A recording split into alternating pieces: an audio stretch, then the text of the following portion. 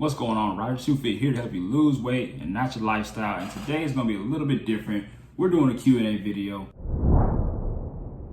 I had a couple of questions that came in about weight loss issues that some people are having. And I wanted to bring these same issues to you because these might be something you face. And I want to go a little bit more in depth than I was able to go with my story. So without further ado, let's go and get right into it. Now, first up, emotional eating. So emotional eating is something I think probably 99% of us face. I can be an emotional eater sometimes. The degree of my emotional eating is different. The options I choose might be different. So when it comes to emotional eating, we have to understand the root cause of this thing. And we also have to have other options to combat this. So when you get emotional and it's like food is just your comfort thing, you gotta understand why. Why is food so comforting? Well, I'll tell you this: when things feel good, right? Your brain is constantly chasing the feeling to get better. So when you're emotional, you're under stress, you're exhausted, whatever it is, you want to feel better. So your brain's gonna tell you to go to the closest thing that's gonna help you feel better, which usually is food, which also might be paired up with maybe talking to your friends, you're in the group chat, you're watching TV while you're eating the food. All these things can happen, okay? So you need to get to the root cause of what that emotional eating is, and if you just can't put down that food, your next step is to find healthier options, find healthier triggers as well. So before you go binge on the bad things you know isn't good for you, use this number one tip right here. Drink a cup of water, drink 2 cups of water, okay? Fill your stomach a little bit. Eat something healthy, right? And then after you've done those 2 things, go ahead and binge out. Because you're already full, you're less likely to eat more of that snack or that unhealthy thing that you just wanted to get in, okay? Use that tip. Next up, we have, should I cut dairy to lose weight or eat a little dairy for more protein? Very simple fix right here. So dairy isn't the reason that you are not losing weight or not seeing your goals. Dairy just is very calorie dense, okay? So it's easy to go overboard. So you have to moderate a little better. Now, if you just can't let go of the dairy, I know it can be tough. It's something I gave up probably 90% of the time. I'm lactose intolerant, so when I have dairy in my system, let's just say I stay home, okay? But when it comes to cutting out dairy, yes, cutting it out can help with some weight loss simply because it's so calorie dense, but it does not mean that you can't have dairy and still and not be able to lose weight, okay? Now, for your dairy, I would say change your options up. So they have lower fat versions of dairy. They have a lot of fat-free versions as well. So like whipped cream, for example, they have full fat whipped cream. They also have fat-free whipped cream. Okay, they have, I can't believe it's not butter. They have real butter, right? They have milk and they have lactated milk. Okay, so look for the different options when it comes to your dairy options, so you can come down those calories a little bit. Okay. Next up, have you ever dealt with women with PCOS? PCOS is polycystic ovarian syndrome. My issue is control. So with polycystic ovarian syndrome, the first thing you need to focus on is, first thing you do, go to your doctor. Okay, I'm not a doctor. I can't recommend a certain meal plan that's going to help you get to that goal because I'm not going to diagnose you with that. Okay, so go to your doctor and talk to your doctor about any hormonal imbalances you might have or how PCOS might be affecting your metabolism. Now, I will tell you this, and it's just my advice. With PCOS, that just means your hormones are probably out of whack, which can kind of, sort of, maybe do something with your metabolism. This does not mean that you have this PCOS thing going on and you just can't lose weight because you have a condition. No, that just means your discipline level has to be worked on because you got to work a little bit harder than the next person who doesn't have polycystic ovarian syndrome. Okay, and the reason I say go check to make sure your hormones are not out of control is because, let's go back to the first question, which was emotional eating. Polycystic ovarian syndrome, it makes you release hormones sometimes in too much excess, and estrogen can definitely make you emotional. And as women, you guys have a lot of this stuff. That's why you guys are an emotional creature and you feel more than us men do, okay? And with that being said, when you get emotional, you're probably eating a lot more food. But with PCOS, you need to actually eat smaller portions of food because your metabolism might have something going on. But we can't know this unless you go to your doctor and get that stuff checked out. Next, I've lost a total of 75 pounds, but now I've hit a plateau. No gain, no loss either. How do I fix this? Okay, so you've lost 75 pounds. First off,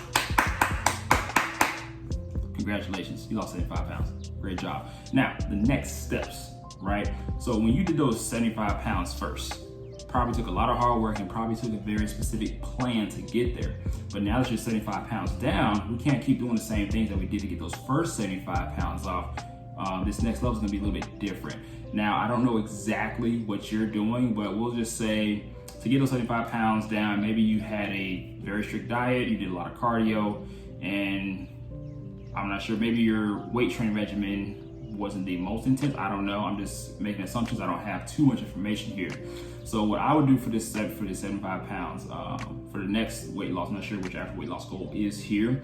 The next step I would take is to make sure your training regimen is actually intense. Make sure you're doing an adequate amount of cardio still, but you probably don't have to kill it with the cardio as much. Now, if you're experiencing the plateau, you probably are malnourished somewhere in that diet, okay? And so you want to probably get some more protein, get some more fulfilling meals, choose more low calorie, nutrient dense options, because this is going to help you to stay fuller longer. And it's always going to be calories in versus calories out. No matter how many pounds you lose, no matter what plateau you get through, how many calories you eat versus how many you output is going to determine whether or not you're going to lose weight, okay? So check on how many calories you're burning in a regular day. Make sure you're not eating too little.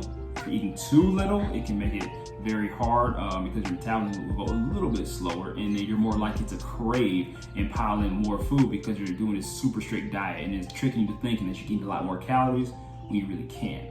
But like I said, I would need more information on this in order to get to the nitty gritty of what you actually need to be doing. But in the meantime, go check out one of my videos I posted before about how to break a weight loss plateau. Really great information in there. Hit me up with some more questions if you have them. Next, small, stubborn belly pudge. FUPA. Okay, so if you have like just a little bit of pounds to lose, I posted another video about this, which is called The Truth About Transformations. So depending upon where you are at in your fitness journey, if you have just a little bit of pudge left and you work out a lot, okay, you just gotta make a little bit more sacrifices, right? So you're eating what you want, more than likely right now. You work out pretty often, I'm pretty sure, because you only got a little pudge left.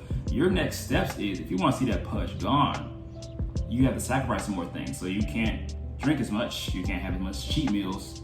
And the reason behind this is because our body's natural habitat wants us to look a certain way. This is why some people are considered big bone. It's just like they carry weight easier. You got some people who carry muscle easier. You got some people who have no problem carrying a six-pack all day long. I am not one of those people, okay? So for me, we're kind of like in the same boat right here with the small, stubborn belly pudge.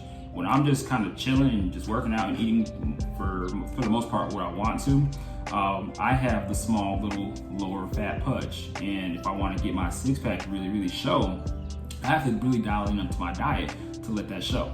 Okay, that means a lot more vegetables, a lot more protein, a lot less alcohol, some beers and wines and stuff like that. I gotta take those cheats out if I want to let that stuff show. Is that the type of lifestyle that I personally want to live and lead 24/7? No, because there's no social life. I can't go with my friends like that. I can't eat out. I can't drink what I want to. It's kind of depressing, okay? But there are moments when I will get to that point for a certain time period, maybe a photo shoot, maybe an event, or whatever the case might be. So what you have to understand with this small, stubborn belly pudge is that you have to just do certain things to get to that next level, see if you want to maintain it, and then just go on from there. All right, next, eating healthy. Unhealthy food just tastes so good. I just wish healthy food tasted better. All right, number one tip, guys, you can season your food. Contrary to popular belief, you don't have to eat chicken breast, broccoli, and rice every single day. Matter of fact, I don't even know the last time I had chicken, broccoli, and rice, okay? If you follow me for a while now, you see on my stories, I eat really fun foods, okay? I just made pizza. I'm working on a brownie recipe. I do a lot of tasty smoothies. I still do my cheat meals, just in moderation. I had ice cream yesterday.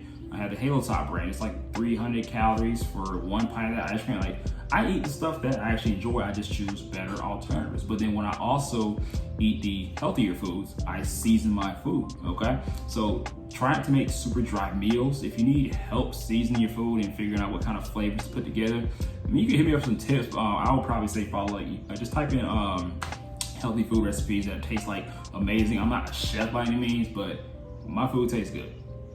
Okay, don't debate me on that. All right, this little FUPA won't move. Same thing. make sure you go to my page, look up the truth about transformations, and you can understand how to break that plateau when it comes to that food book. All right, this one's a pretty interesting one. Hypothyroidism, and what is it? So hypothyroidism is basically, you have your thyroid is right here, and it controls a lot of your metabolism and a lot of the the hormones that help regulate your body's natural habitat. Okay, so people with hypothyroidism, basically, to put it simply, their metabolisms tend to be a little bit slower. So the first thing you need to do, go to your doctor, make sure you are actually diagnosed with this stuff, and get an accurate reading on what about hypothyroidism can be holding you back when it comes to your fitness journey. Now, the key here is kind of like PCOS too, as far as like what you need to do for hypothyroidism. I would recommend smaller portion meals. Get a lot of low calorie, nutrient dense meals. This could be like a salad. This could be a lot more whole grains, lots of proteins, egg whites, okay? Lots of low calorie fruits like berries. Get things that don't really spike your insulin levels too high, aren't too sugary types of carbs, and just get foods that have a lot of value in them, okay? So you stay fuller longer. Even with hypothyroidism, it's the same thing. Calories in versus calories out. If you're eating more calories than you're actually burning, you're just gonna gain weight. It doesn't matter what condition you have. That's just what it is. So with hypothyroidism, you have to work a little bit harder with that. Pay attention to your emotional eating, pay attention to your portion sizes, okay? And just see how different meals and different amounts of these meals affect your weight loss goals overall. We have quarantine equals boredom equals snacking all day. That's you actually nailed it right here, okay? When you're bored, you eat. Why? Same thing I said before, your brain is constantly trying to do something that makes you feel good. And when you're bored, you want to feel good, and you probably got snacks in the kitchen. So going to eat that snack for 5 to 10 minutes, it's gonna make you feel good, and then you're bored again, right? It's a vicious cycle. So same thing here. You need healthier options in your house. The bad snacks that you know you should not be eating, don't keep them in the house, because when you're bored, you're just gonna go and grab them. Okay, I'd rather you have that snack. You have to get up and get dressed and go to the store and come back and take that whole 30 to 45-minute trip to get that one little snack. Because if you have to do all that, then you probably need that snack. But if you're not gonna do all that, great. Keep healthier snacks and healthier options in your house, okay? If you feel like you're bored, you just gotta eat something healthy first, and then make a decision, are you gonna give in to your cravings or not, okay? All right, we actually had about one more question here. Being comfortable and consistent, especially with strength training and cardio, is easy. Okay, so being comfortable and consistent, especially with strength training, okay? So, cardio is easy for you. Anybody can run, walk, do it on a machine, cool. But being comfortable and really confident and consistent with your strength training, that's big, okay? Get a coach. If you're really at the point where you don't think you want to figure this stuff out on your own, go on YouTube and try and figure things out, get a coach so you can learn about the proper form and technique, because I'll be the first one to tell you, if you get injured, you can't work out, and I've been through injury. It's not fun, it's depressing, it puts me in a deep, dark place. I hate it. That's why I'm very particular about my form and technique, and even with my training programs, if you're interested, you can definitely sign up. I have hundreds of videos where I demonstrate each and every exercise, the form and technique behind it, why you need to be doing it like this, and how not to injure yourself, because it's literally that important. It's a whole different feeling you get when you go into the gym and you know what you're doing. You know how to do it. You can do it with confidence. You ain't gotta look around feeling like people are eyeballing you because your form looks like crap. Okay? So get a coach so you can figure those things out better and have more confidence in the gym, and just so you can kill it. All right. I hope this was a very informative video for you. If you like this Q&A, let me know, and I can start doing more videos like this. It was just that I got more questions than I actually expected on that, and I wanted to go more in depth from what I was giving when I was giving those short excerpts on my story. So hopefully this did help you.